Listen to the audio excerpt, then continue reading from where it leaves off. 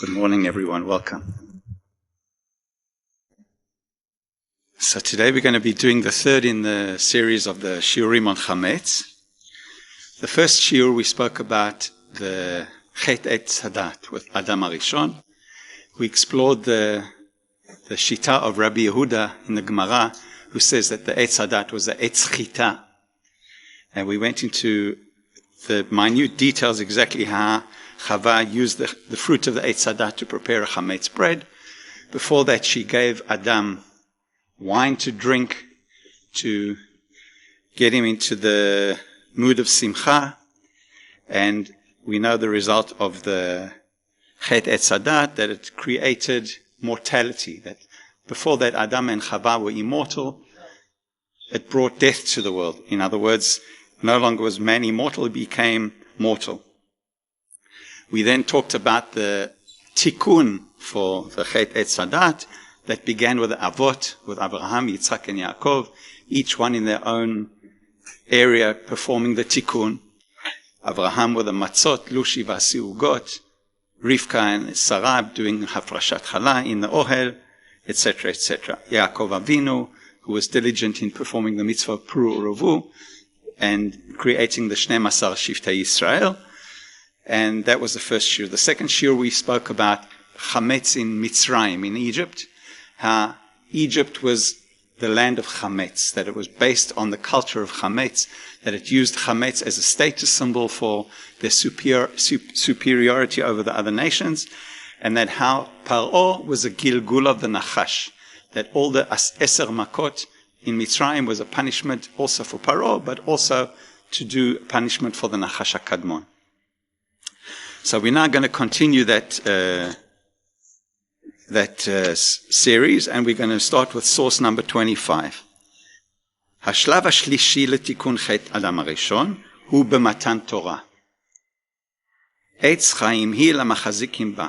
The Torah is called the Eitz HaChaim. It's the tree of life. We'll talk about that a little bit later, about trees a little bit more. בעצרת, on חג השבועות, on the 6th of Sivan, לא עשו עם ישראל חשבונות. עם ישראל did not do חשבונות. When HaKadosh Baruch Hu says to them, do you want the Torah? They said, we all know, na'aseh v'nishma, as opposed to all the other nations who started questioning what's in it, maybe this, maybe not. Am Yisrael didn't do any cheshbonot, they came out and they said, na'aseh v'nishma, ובכך תיקנו את חשבונות עץ הדת והתערבו בכבשונו של מקום. That was a tikkun for Adam Harishon, who did a cheshbon. The Eitz Hadat itself did a cheshbon. It said if the tree and the fruit taste the same, they're going to eat the fruit and the tree, and there's going to be no tree. Then Chava came along and she said, well, if Adam is not going to do Pru Uruvu, I have to get involved and do it all by myself. All kinds of cheshbonot. And to do the tikkun for that is na'aseh v'nishma. No questions asked. Do exactly what Hashem tells you, no questions asked. על ידי כך הסיר ריבון העולמים את להט החרב המתהפכת. When Adam Arishon was expelled from Gan Eden, Hashem removed the Torah. He put it aside for a few centuries, a few millennia later, that they would not have access to the Torah. When the Eitz HaChaim was cordoned off, it was guarded by angels with lahat hacherev hamitapechet. Exactly what that is. We talked a little bit about it with the makat barad, that it switches from hot to cold, ice and fire. But on the 6th of Sivan, on Chag HaShavuot, on Matan Torah, hitir le'echol shuv me'etz HaChaim v'hechzir et ha'adam ledargato lifnei hachet. Matan Torah was a reversal to the time of Gan Eden before the Chet of Adam Arishon. That was Matan Torah. It was a complete reset of the world to the time of Adam Arishon. We know, we learnt about it 2 weeks ago in the Parshat HaShavua, that even though they had this enormous epiphany at Har Sinai, 40 days later, Am Yisrael sinned with the Egel HaZahav. ולמרות שעם ישראל חטאו בעגל, נתכפר להם על ידי לחם הפנים בצורת ספינה, וכן מסתר של ספינה בגמטריה בחטא העגל. וכן 2 עשרונים היה בהלחלה אחת בגמטריה 2 לוחות אבנים כראשונים. We know that the tzivui to create the Mishkan, according to one opinion, there's a machloket why exactly the Mishkan was made, whether it was dictated already mibriat ha'olam, or whether it came as a kapara for the chet ha'egel. According to the Shita of Rashi, that it was a kapara for chet ha'egel, all the components in the Mishkan come to do a tikkun for the chet ha'egel, and one of these components is the lechem hapanim, and as we see, there's gematriot to prove that it was a kapara. Shnei luchot avanim karishonim. The lechem hapanim is mechaper on the chet ha'egel. So we're talking about now Shavuot, Matan Torah. Nimtza sheperot etz hachayim tavlin hem layetzer. The Torah is called a tavlin, a spice for the Yetzer Hara. Why is it called a spice? Because if you think of something negative, like a kind of a poison, if you get a snake bite, you don't go and put paprika on the snake bite, right? What do? You get an antidote. You go to the miyun and you get an antidote. When you have something bad, you get an antidote to the poison. But Hashem said, you don't want an antidote to the Yetzer Hara, you want a tavlin to the Yetzer Hara, because the Yetzer Hara has a purpose in the creation. On the sixth day of creation, HaKadosh Baruch Hu said, "Vayar ha'elokim et kol asher asa v'hinei tov me'od," including the Yetzer Hara. So the Yetzer Hara has a tafkid to play in the world, but it needs to be spiced. It needs to be of the Torah, and you use it to sweeten the Yetzer Hara. That combination is even sweeter than a Torah on its own. That is a quote from the father of the late Lubavitcher Rebbe, the Rashab. Lachen be'atzeret, therefore on Chag HaShavuot, mevi'im shnei lachmei tnufa. There's a special korban that you bring on Chag HaShavuot. It's called korban shtei halechem. It's 2 loaves of bread that, on one of the exceptions, we're going to talk about the different breads in the Beit HaMikdash soon. There are an exception in the Beit HaMikdash in that they have chametz in them. We would think that chametz is not such a great groisa metzia. You want to get the chametz as far away as possible, but dafka on Chag HaShavuot, you bring 2 loaves of bread which have chametzim, shnei lachmei tnufa, isaron kol echad. Each loaf of bread is made from 1 isaron of solet, of semolina flour, kol echad keshnei lachmei chava, just like Chava made 2 loaves of bread, 1 for her and 1 for Adam later to feed Adam. It's a kapara for the chet etz hadat. Michametz shenimshal liyetzer hara. The bread is made from chametz, which is a kapara for the yetzer hara. Umidotam, and the measurements of the bread is a Rashi Tevot. When you read the Eser Makot in the Leila Seder, says Rabbi Yehuda noten lahem simanim detzach adash be'achav. So Rabbi Yehuda is very famous for his simanim. He gives a lot of simanim for all kinds of things, not only the 10 makot, also for different other things in the Gemara. And Rabbi Yehuda says you can remember the measurements of the Shtei HaLechem according to the siman. The siman is Zadad, Zayin Dalet Dalet, 7, 4, 4. What is 7, 4, 4? Those are the measurements of the Shtei HaLechem. This is the Shtei HaLechem over here. That is the Shtei HaLechem. There's 2 loaves of these breads, 1 and 2. And the measurements of the lechem are zadad. The length of the bread is 7 tfachim long, daled tfachim wide, and daled etzbaot high. Zadad. That is the measurements that Rabbi Yehuda gives to the bread. And why does it have to have these specific measurements? Midotam zadad. Zayin, why the number 7, what is the significance of that? Is because the Yetzer Hara is termed by 7 different names in Chazal. Chazal called the Yetzer Hara by 7 different nicknames, and therefore the Zayin is to counteract the 7 names of the Yetzer Hara. U'shtei otiot hadalet shebechet'o hechsir Adam Harishon mishmot HaKadosh Baruch Hu.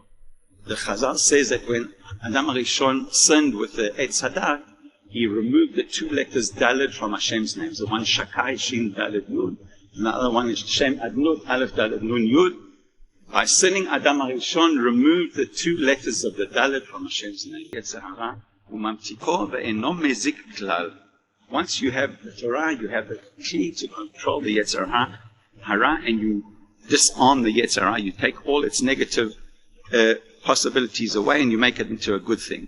ומאז שהותר לאכול שוב מעץ החיים, הותר לאכול לחם חמץ בימות השנה, חוץ משבעת ימי הפסח, בהם אנחנו מתעלים לדרגתו של אדם לפני החטא. So from the time we got the Torah, once you have the spice to control the Yetzer Hara, from then on we were then allowed again to eat Chametz. When we left Egypt, Hashem forbade us to eat Chametz because we were at the lowest level of Memket Sharei Tumah. We were very vulnerable. Am Yisrael was very vulnerable. So Hashem gave us matzot to eat, which are devoid of Chametz. There's no Chametz in the matzot. Then after the matzot that they took with them from Egypt ran out, HaKadosh Baruch Hu gave them the man, which was heavenly bread, which was, we're not going to get into all aspects, that it was completely absorbed into the system. It left no waste products. It could taste like anything that you imagined it to taste, very similar to the fruit of the Etz HaChaim in Gan Eden. And the purpose of the man was to cure Am Yisrael of all the ailments before they got to Har Sinai. Am Yisrael were in Egypt in slavery, hard labor for 86 out of the 210 years. They were working in construction and making bricks and schlepping and building walls and etc., etc. It was back-breaking labor. They lost limbs, they got injuries from the sun, they were blind, etc., etc. So the purpose of the man, one of the purposes, was to cure all the ailments so that Am Yisrael got to Har Sinai in perfect physical condition. Okay. So once we have the Torah, we have all different kinds of aspects in the Torah which deal with bread. Okay? And the source of all these different halachot is from the Beit HaMikdash. The source of all the different aspects of how we deal with bread, how we make the different breads, what is allowed, what is not allowed, it all is concentrated in one home, which is the Beit HaMikdash, all the different breads of the Beit HaMikdash. And by examining them a little bit, we're not going to get too much.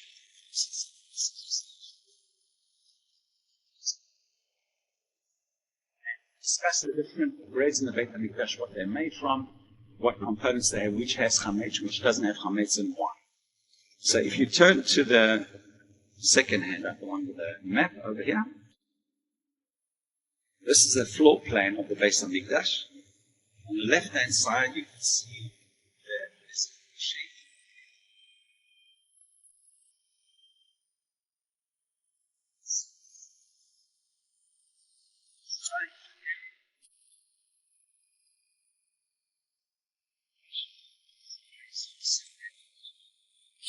Main areas that are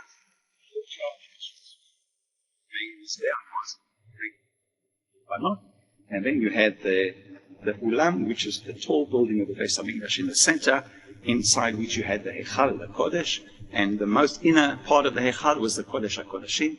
That was where the Aron HaBrit was.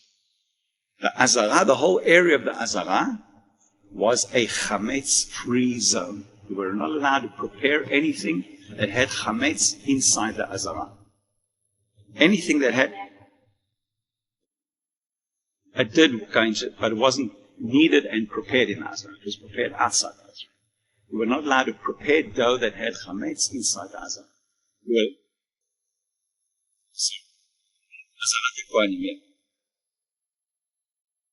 Israel Israel, that was not counted. There's a little line there you see just in front of Israel Israel. That line is 3 steps. That was like a kind of a boundary that the people who came to bring korbanot, if they were not kohanim or leviim, they could stand in that area and watch the korbanot being brought on the mizbeach, and that's not considered really part of the Azara. From those 3 steps and onwards is considered the shetach of the kohanim, and that is considered the shetach of the Azara. So inside the Azara, you were not allowed to prepare any breads with the dough, preparing the dough that had chametz in. If you had any chametz in the Beit HaMikdash, there were 2 breads in the Beit HaMikdash that had chametz. We'll talk about them soon. The dough for those breads had to be prepared outside the Mikdash, together with the korban hatamid, which was keves echad taseh baboker or keves hasheni taseh ben arba'im. They also used to bring a mincha, which was a bread korban, which is called the minchat hachavitim. That was prepared in that little bakery on the left-hand side by Sha'ar Nikanor. The second arrow on the bottom in the middle points to a building. That building is called the Beit HaMoked. And inside this building there were a number of departments. One of the departments in this building was called Lishkat Osei Lechem HaPanim. That is where they prepared the Lechem HaPanim every Friday to switch on the Shulchan in the Kodesh. So those were 2 permanent bakeries inside the Beit HaMikdash. professional bakers in the Beit HaMikdash were dafka Leviim. People would think that they were Kohanim, but actually the professional bakers in the Beit HaMikdash were Leviim. It's mentioned in Divrei Hayamim Aleph Perek Tet that there was the people who prepared the Minchat HaChavitim were Leviim, and likewise the people who prepared the Lechem HaPanim. I'm not a lady, not as far as I know. Okay, let's flip over after the picture of the floor plan. You have a table here of all the different menachot that existed in the Beit HaMikdash. There's quite a lot, all different kinds. It's a very comprehensive table. We use this to teach all the different menachot, which ingredients, how much of each ingredient, what it was mixed with, who was allowed to eat it, where you were allowed to eat it, what shape it was, etc. It had oil added to it, it had levona, etc. So it's a whole comprehensive table. But just to summarize it briefly, there were 4 main types, actually 5 main types of mincha in the Beit HaMikdash. The first one was the most simple mincha, which is called a korban solet. A korban solet consists of 1 or more isaron of semolina flour. Semolina. The minimum amount of solet for any of the menachot was 1 isaron. So if it's a ulah, then the whole isaron is burnt from the mizbeach. It's kalil Hashem. If it's a nedava, then the kohen takes a pometz. A pometz is using the 3 middle fingers to take a partial handful of the mixture of the solet. He takes that and he burns that, and then he's the remaining use. That's called minchat solet. But that is the most basic kind of mincha, plain flour, nothing added to it whatsoever. The mincha is considered by Chazal as a korban ani, a person who can't afford to bring a shul, which costs a lot of money. I don't know how much if you go into Azun and buy a sheep, how much a sheep costs, probably a lot of money.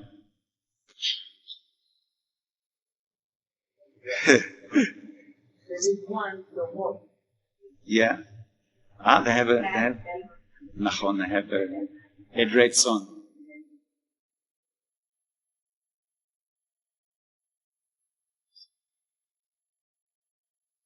Nachon, Baruch Hashem. B'kitzur, mincha is called a korban ani because it costs much less for 2 kilos of flour than it costs to bring a sheep. So that was an option for a poor person to bring the same korbanot as a rich person, just in a different form. Sorry? Some of them, yes, some of them. There were 3 methods of, before we get into the different menachot, there were 3 methods of preparing the menachot. The first method is called ma'afet tanur, which means baking the mincha in an oven. The ovens that they used, there was different kind of ovens. Some ovens were brick ovens, mamash square brick ovens that you could put bread inside and take them out. Some of them were ovens that you could plaster like a lafa on the side of like a tandoor oven, that you plaster it on the side of the wall of the oven. That is called ma'afet tanur. That is one method of preparing the menachot. The second method is called al-machbat. A machbat is a flat kind of skillet like this over here that you layer with a very thin layer of oil. You make a kind of a bread, whether it's a chalat matzah pita or a lafa. We put that on top of the machbat. This goes over the fire and it bakes over the fire. That is the second method of preparation. It's called al-machbat. The third method of preparation is called b'marcheshet. A marcheshet is a pan very similar to this that has walls around the pan, as opposed to the machbat, which doesn't have any walls around it. It's just a flat skillet. The marcheshet has walls around it, and basically it serves as a kind of a baking tin that you put the dough in the marcheshet, and the walls of the baking tin support the dough from the side, that the dough doesn't overflow on the side. It's very much like a baking tin. So the dough that you put onto a machbat is much stiffer because you don't want it to overflow off the sides. So it's a much stiffer dough. And the dough that you put into a marcheshet is a little bit looser. You can make it a little bit softer because it's supported by the walls of the marcheshet. And in fact, the Gemara says that the resulting bread from the machbat is much harder and more cracker-like. It's more drier because it's less more like a matzah, because you want to make it stiffer that it doesn't flow over the edge of the machbat. And the marchesh pesdafka is softer, it was easier to chew. So those are the three methods of preparation. You then have different kinds of shapes of the bread. The first kind of shape of bread is this one over here. It's called rekikim. Rekikim are matzot, which are very thin, flat matzot, very similar to the hand-baked matzahs that you have on Pesach.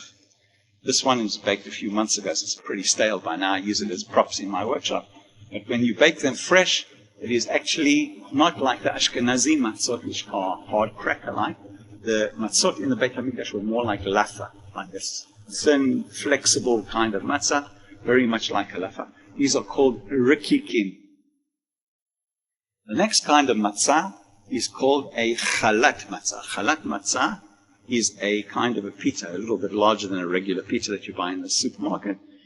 And it had no yeast in it, so the thickness is, because the dough is much thicker. It's not as wide as the rakik. So because it's narrower, it builds it up in height to a higher thickness. The thickness is approximately 1 finger in height. And the interesting thing about the chalat matzah is that it has oil added to the dough. The pasuk says, chalot matzot belulot bashemen, which means the chalot matzot have to have oil mixed inside the dough while you make the dough for this bread, called the chalat matzah. And then this is prepared either on the machbat or in the tanur, or all the different methods. The third kind of bread is this one over here.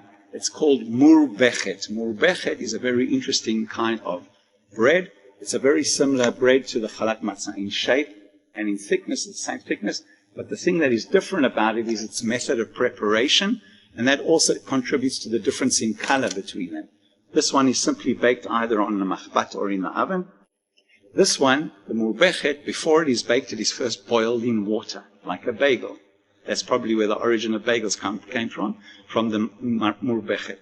After you boil it in water, you then bake it either on the machbat or in the oven, and then after baking it, it is then fried in oil. So this bread is boiled, baked, and fried. It's called a murbechet in the psukim.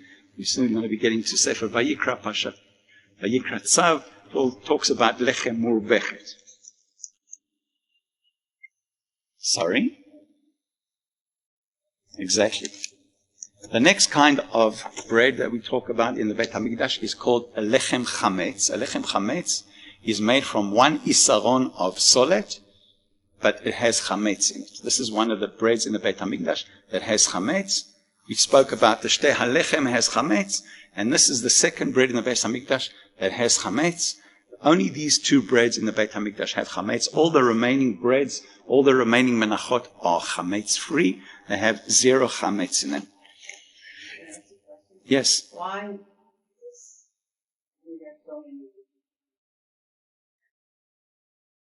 Okay, very interesting question. So each one has its symbolic meaning. First of all, we're going to talk a little bit about that very soon. But just like you have different korbanot, you have a korban olah, you have a korban asham, you have a korban chatat. It's all lechaper al kol minei avonot in different ways. That's basically the bottom line. Which one? This one is called a lechem chametz. Okay. So we have different methods of preparation, 3 different methods of preparation. We have the different shapes of the bread, the different methods of mixing the dough, etc., etc. Some of the menachot have oil added to them.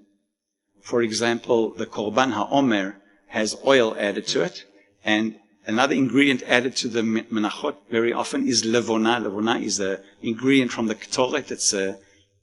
It's kind of a spice. It comes from the sap from a tree. If you make a cut in a specific tree, it's called basuelia, is the botanical name for it. You make a cut in the tree, and the sap oozes out of the bark of the tree. And when it comes into contact with the air, it solidifies into a kind of a crystalline solid structure, which you can break up into different crystals. That is the levona that they use in the Beit HaMikdash. And basically, the levona was not eaten ever in any of the menachot or the korbanot. It was burnt on the mizbeach as a korban olah. But levona was always burnt on the mizbeach, but it was added to the dough of the mincha, and then the kohen would then scoop all the levona over onto one side, and take a chametz, including the levona, and throw that onto the fire of the mizbeach. And here is a mincha, for example, that is mixed together with oil that has the levona.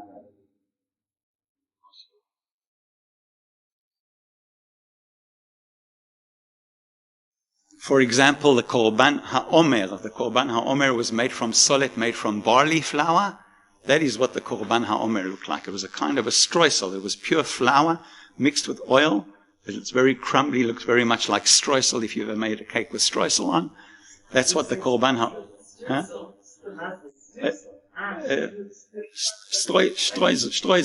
streusel. Some people call it farfel, like a farfel cake. It wasn't a thing on its own. You use it to sprinkle over other things that you were making. It was not mixed. Sorry? It's flour mixed with oil and salt. But you can't just eat the streusel on its own. It obviously mix it together with some other kind of cake, like sprinkle it on top of another bread or a cake. Yeah. That was the korban ha'omer, which was made from barley solet. The korban sotah was also made from barley solet, but the korban sotah was lechaper alavon. So for that reason, you don't add any oil to it, and you don't add any levona to it. Other interesting menachot, we have the menachot of the nesachim on Musaf, when you daven Musaf on Shabbat and Shloshet HaRegalim. It says, Shnei kvasim b'nei shana tvivim solet mincha b'rula b'shemen. You have the shnei kvasim is the animal part of the korban. Then you have solet mincha b'lula b'shemen. That's called the korban nesachim. Whenever you bring a korban musaf, you also bring a minchat solet together with a different amount for a keves, different amount for a par, different amount for an ayil. Each one has the amount of solet that you have to bring. And in addition, you also bring a log echad shemen v'reva ha'hin yain. That's why it's called korban nesachim, because it's brought together with the korban musaf.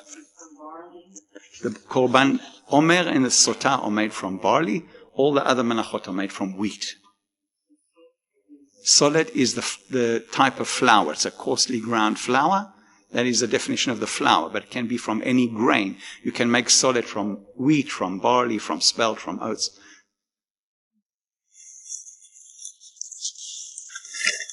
You have the minchat sotah, minchat choteh, the korban todah. Korban todah is an interesting korban. We're going to talk about it very soon.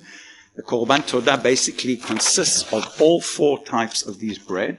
10 of each, 10 lechem chametz, 10 chalot, 10 murbechet, and 10 rakikim, all together making a total of 40 breads. The korban todah has a total of 40 breads in it, and that is the korban that is most inclusive of all the different breads. We have a very similar korban in the korban chinuch. When a kohen is inaugurated into the Beit HaMikdash, he also brings a collection of these breads all together. The todah we have, the minchat. So different breads are eaten by different people. Some of the breads are eaten by the kohanim. Some are eaten by the be'alim. For example, the korban todah, when he brings a person who's bringing the korban todah, is for a person it's like someone who's benching hagomel. He was saved from a dangerous encounter. He has to thank HaKadosh Baruch Hu. So he brings a korban todah, and he gives one of each type to the kohen. That is the truma to the kohen. And the person who's bringing the korban has to eat the remainder himself and his family and his friends in Yerushalayim. So there are different people eating it in different places. Exactly. Okay, what else do we have that's interesting over here? We have the korban nazir. When a person decides he wants to become a nazir, there's also a special mincha they have to bring. We have the minchat ha'omer, l'shtei alechem, and the lechem hapanim. As you can see over here, this is a loaf of lechem hapanim. Here we have the lechem hapanim, 1 loaf of 12 loaves of lechem hapanim. It was a huge, enormous loaf. And as you can see, it looks like a chametz bread. It looks very thick and risen, but in fact, the lechem hapanim is a matzah. There is no chametz in the lechem hapanim. We're going to be talking about that very soon, how you are able to get this thickness of the bread without using chametz.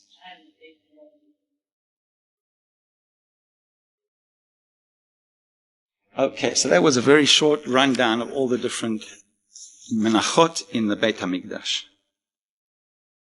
Let's go back to our printouts over here. Source number 29.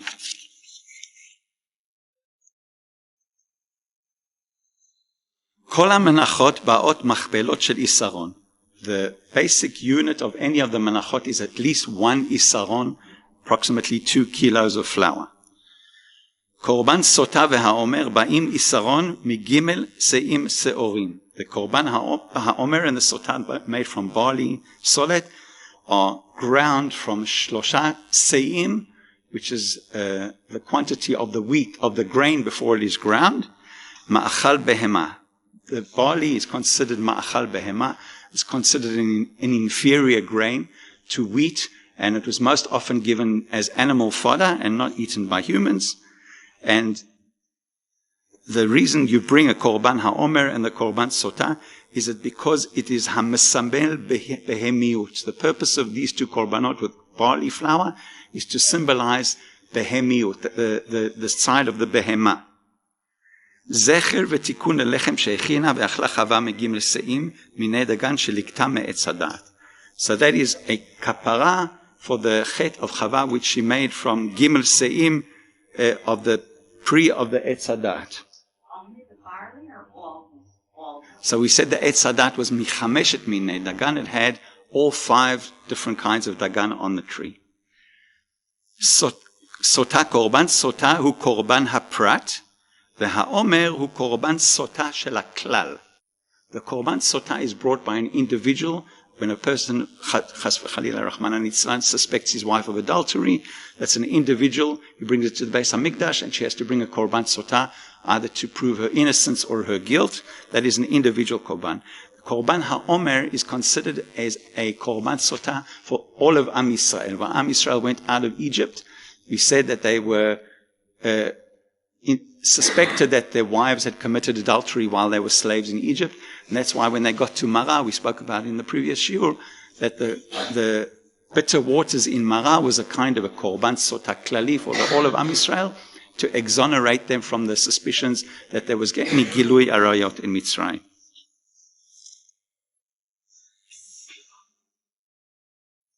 כדי לעשות שלום בין הקדוש ברוך הוא הבעל וכנסת ישראל. So the purpose of the korban ha'omer, just as the korban sotah is to create shalom bait between the husband and the wife, the purpose of the korban ha'omer has the same connotation. It's to create shalom bait between the baal, which is HaKadosh Baruch Hu, and the isha, which is Knesset Yisrael, לפני מתן תורה. Ha'omer rubo tahor umiuto tameh. The interesting thing about the omer as opposed to the sotah you don't add any levona or shemen, it's just the flour, as opposed to the omer where you have levona and shemen. So if it was a korban sotah, why would you add levona and shemen to the omer? Because the omer shows that the majority of the omer is tahor, while the minority is tameh. As we said that there was only one woman in Egypt who sinned and had Giloi Arayot with a Mitzri, that was Shlomit Bat Tivri, that her son was the Mekaleh. The Torah specifically mentions her name, and that is why most of the Omer is Tahor, and only a small portion of it is Tameh, therefore you're allowed to add the Levonai and the Shemen. Korban Shtei HaLechem Ba'atzeret, the Korban Shtei HaLechem of these 2 enormous breads over here, that we spoke about. So the first one we said that the korban ha'omer from 3 se'im of se'orah you got only 1 isaron, but with the korban shtei halechem you have a higher yield of flour from the actual grain itself. Kol chala mishtei halechem by isaron mikol se'ah. So from each se'ah of wheat you get 1 isaron of solet, as opposed to the omer, which is 1 isaron of barley flour from 3 se'im, which is a lot more waste products and much less flour. And the reason that the shtei halechem has less waste products and it's less psolet is shehatorah be'atzeret tavlin. We said that the Torah on Chag HaShavot is a tavlin, hamamtik et yetzera et sama demuta, umafchit et hasolet. So that is why the quantity of flour derived from the grain is higher than from the Korban HaOmer. Kol chala ba shnei esonim, the Korban Lechem HaPanim. The Korban Lechem HaPanim is the third one. Kol chala ba shnei esonim mibet seim chita. Also, again, you have very little waste product. Each loaf of bread of Lechem HaPanim is 2 esonim of flour. It's a huge, enormous loaf as opposed to this one, which is only 1 isar on the flour. This is from 2 esonim. So this bread, one bread, is equivalent to the same quantity of flour in both these 2 breads together. And the Lechem HaPanim is zecher v'tikun l'shnei ha'esronim, shnei ha'lechamim she'achlu adam v'chava, u'hu hazach biyoter im mi'ut psolet, isaron mise'a, uba mehayashan, v'hi kavanat haborei tchila lechem abirim. Another name for Lechem HaPanim is called Lechem Abirim, which is another name for the man, which is the highest level of food that can possibly exist in this world, the man, which is a very spiritual food. Source number 30. B'Mikdash ne'esar chametz. Mostly in the Mikdash, you were not allowed to use chametz, milvad shtei halechem, except for 2 exceptions, the shtei halechem, the one brought on Chag HaShavuot, the chametz shebatoda, and the chametz bread of the Todah. Those were the only 2 breads that were allowed to have chametz in them. Chametz shebatoda, בא להודות על נס נסתר, והוא החמץ שבבצק, שאינו נראה לעין. When you have a miracle, there's 2 components to the miracle. You have the visible part of the miracle. The plane lost an engine and it landed, right? You actually see the plane land. You in the plane, you experience. That's the visible part of the miracle. But there was a second part of the miracle that's nistar. You don't see it, it's invisible. And that is the ashkacha pratit from HaKadosh Baruch Hu. He's making sure that the wind is blowing in the right direction, that it doesn't blow the plane away from the runway, that it lands safely. So that in each miracle you have a chelek galui, the chelek nistar. So the chelek nistar is symbolized by the chametz. The chametz is something which is not visible to the eye. When you mix yeast inside a dough and you make the dough arise, you don't see the yeast on the outside of the dough. You just see the symptom of the yeast by the bread puffing up, but you don't actually see what's going on inside the bread. It's something nistar meha'ayin. So the reason you bring a chametz bread, in addition to the matzot, which are completely transparent, there's nothing hidden in them whatsoever. It's simply flour, water, and salt. It's completely galui. So there's a completely galui component and a nistar component, and that is the combination of the Korban Todah, which has a nes consisting of these 2 components, both visible and invisible. כי במצה אין נסתר כלל, רק קמח ומים, ועל כולם הנסתר והגלוי חייבים להודות. The other menachot החובה, in the Beit HaMikdash, we talked all about the different menachot that you bring, באות לכפר על עוון שנגרם על ידי יצר הרע. Most of the korbanot, mincha, nedava, and chatat, and asham, etc., they brought to atone for a sin. The sin was caused by the yetzer hara. The yetzer hara is itself chametz. It's compared to chametz. So when you want to atone for the sin, you don't want to include the chametz in the bread that you're atoning for, because it's like kategor shena sanegor. So you don't want that. So the korbanot nedava are also chametz free. They're all matzot, they don't have any chametz in them.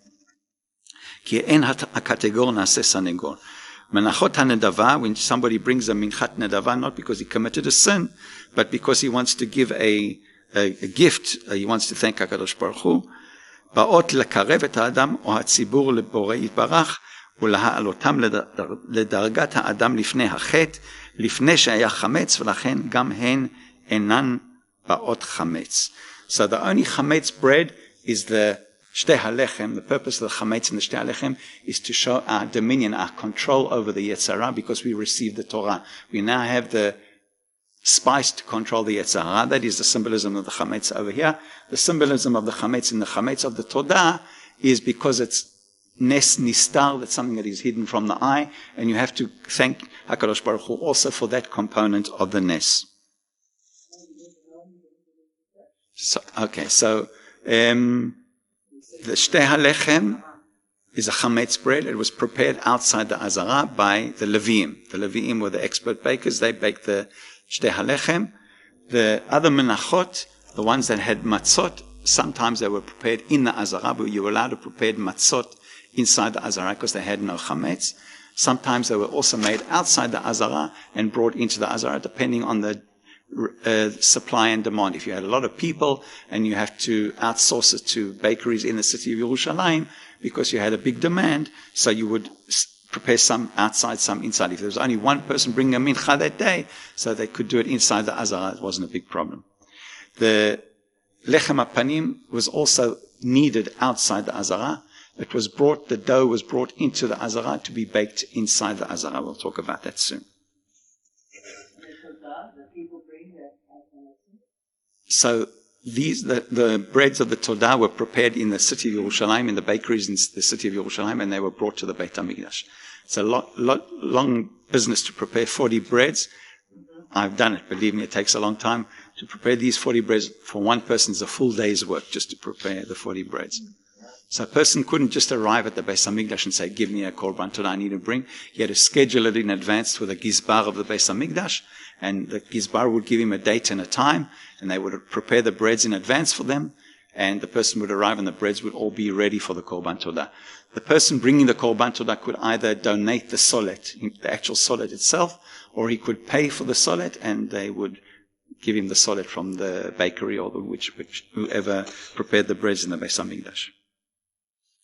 קורבן לחם הפנים מסמל יותר מכל המנחות את כוונתו הראשונה של בורא העולם בבריאה. The lechem hapanim most reflects the kind of bread that Hashem had in mind when He created the world.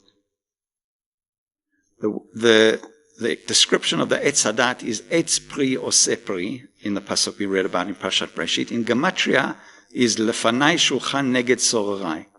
Hashem, in order to mechaper for the Etz Hadat, wants us to bring the lechem hapanim. The lechem hapanim is a kapara for the chet Etz Hadat. רוב המנחות מתייחסות ליצר כדבר שלילי שיש לדכאו או להעלימו.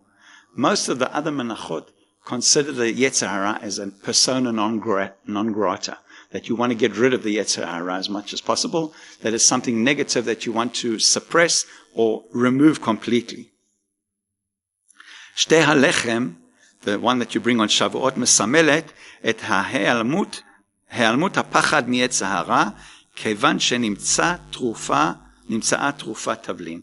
The symbolism of the Shtei HaLechem is that you have found a trufa, a spice to control the Yetzer Hara. That is the symbolism of the Shtei HaLechem. התודה רומזת לכך שלרוב היצר אינו רצוי, אך לפעמים ניתן להפיק ממנו טוב.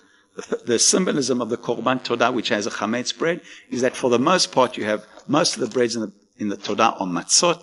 For the most part, you want breads without the Yetzer Hara. But sometimes, in very rare occasions, there is some use for the Yetzer Hara, so we bring a bread which consists of chametz as well. Lechem hapanim, on the other hand, אינו מתייחס ליצר הרע כדבר שלילי בכלל. The lechem hapanim does not think of the Yetzer Hara in a negative way at all. אלא ככלי שבאמצעותו ניתן לטפס לרמות הכי גבוהות שבהיעדרותו לא ניתן להשיגן. The purpose of the lechem hapanim is to show that by using the Yetzer Hara we can rise to levels which we cannot rise to without the existence of the Yetzer Hara. That is the purpose of the lechem hapanim. It's to show total control over the Yetzer Hara, that we use the Yetzer Hara not to control us, but to control the Yetzer Hara, that we can achieve our ultimate possibility. Hashulchan hu malchut. The Shulchan Lechem HaPanim, it's a Kabbalistic concept. We have the Eses Sfirot. One of the Eses Sfirot is Malchut. It refers to Sod HaNukba u'mitzvat Pru U'Revu. Part of the symbolism of the Lechem HaPanim is connected with Pru U'Revu. It's connected to Osher and Parnasa. And the definition of the highest form of Osher is Yeladim, children. Lelo Yetzer Hara, without the Yetzer Hara, if there was no Yetzer Hara in the world, אין פרייה ורבייה, ואין העולם מתקיים כלל. Without the Yetzer Hara, you don't have pru. If you don't have men attracted to women, then there's no Yetzer Hara. Bottom line. Sorry?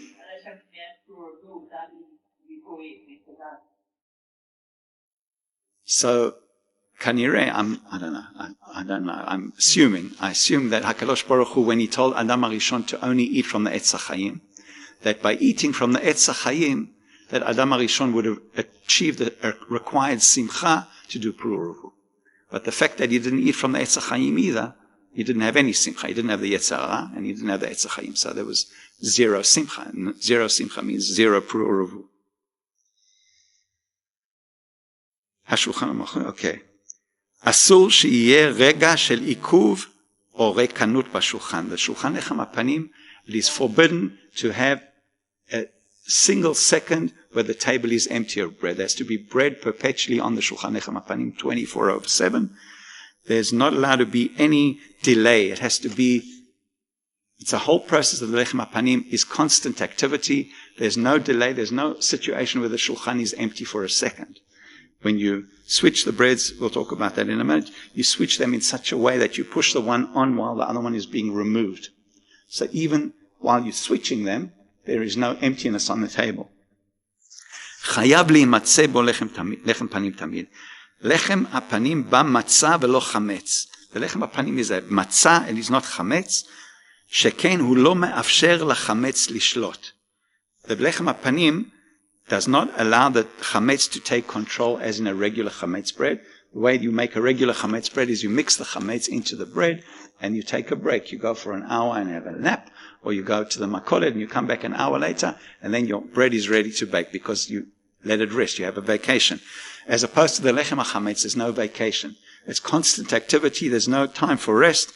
It doesn't allow the chametz to take a hold in the dough. בכוח עץ החיים הוא רודה ביצר בשלמות. The lechem hapanim completely controls the Yetzer Hara. That's why the perek, this perek in the sefer is called Shlemut Bashlita B'Yetzer Hara, because the lechem hapanim symbolizes perfection in controlling the Yetzer Hara.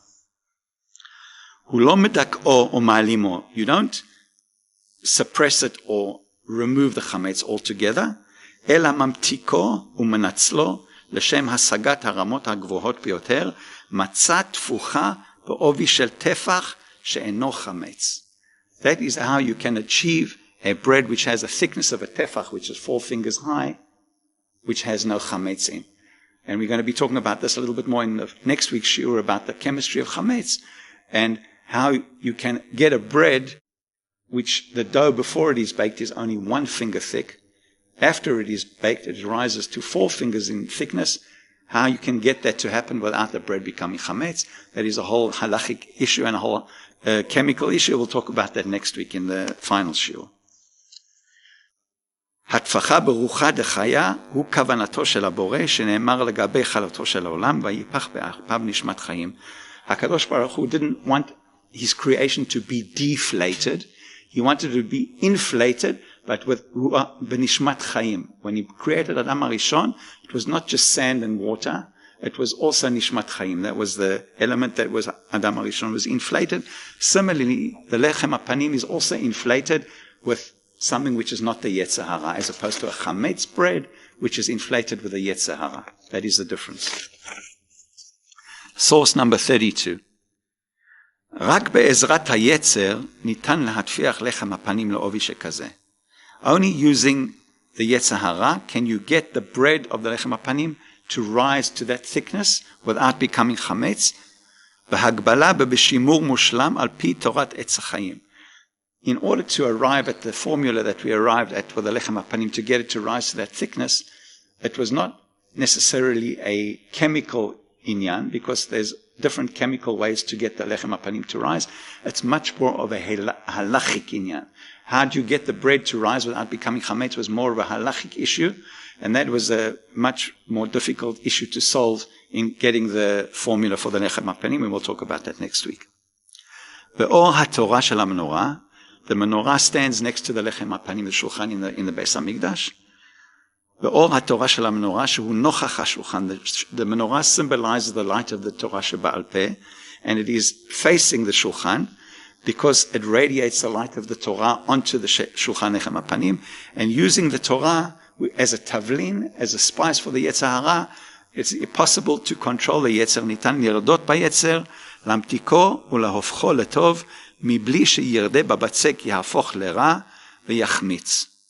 כפי שיעקב רודה בעשיו. Just like when Yaakov and Esav were born, Rivka saw in a nevuah that eventually Yaakov would control Esav and not Esav would control Yaakov, because in the time of the Geulah, that's what's going to happen. We are going to all have complete control over the Yetzer Hara.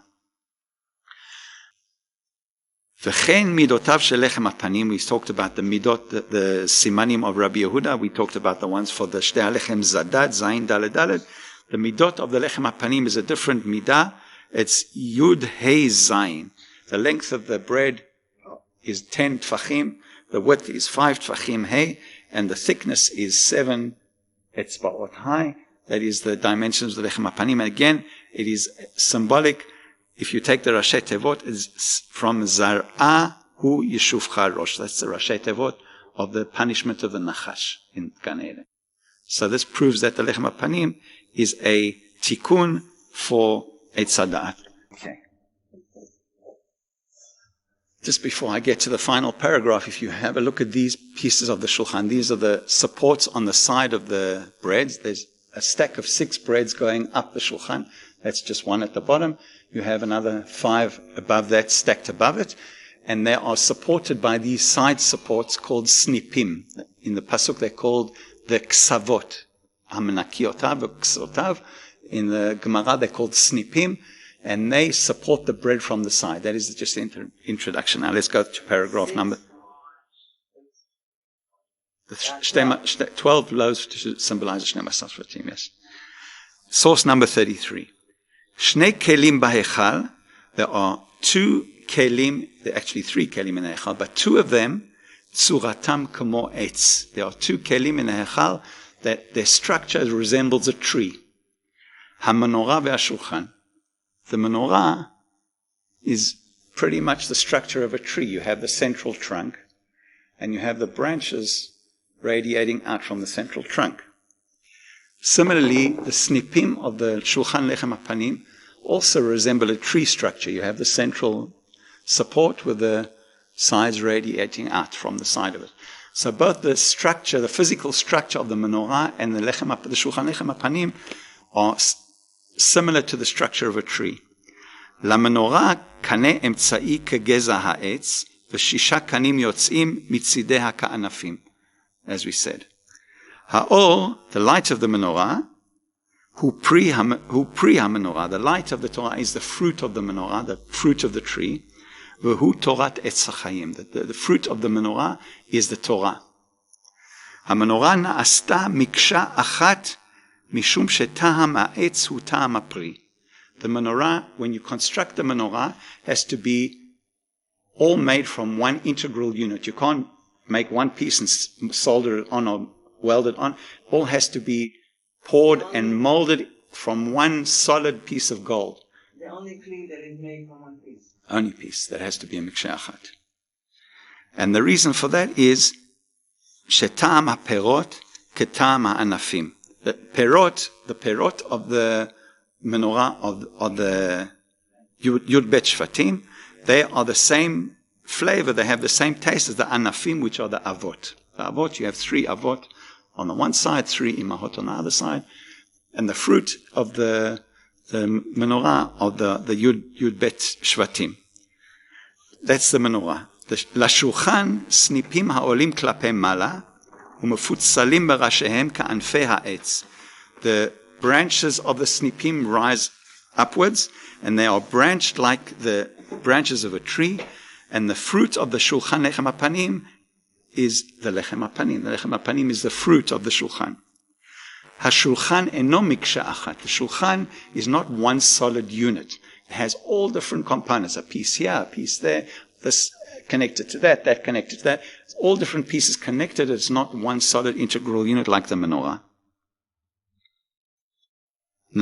ונעשה חלקים חלקים, וטעם העץ אינו טעם הפרי, והוא תיקון לעץ הדת. The עץ הדת was a tree which did not have it was not integral. It had different taste for the fruit, different taste for the tree. That was the עץ הדת. It sinned. It should have been all the same like the menorah.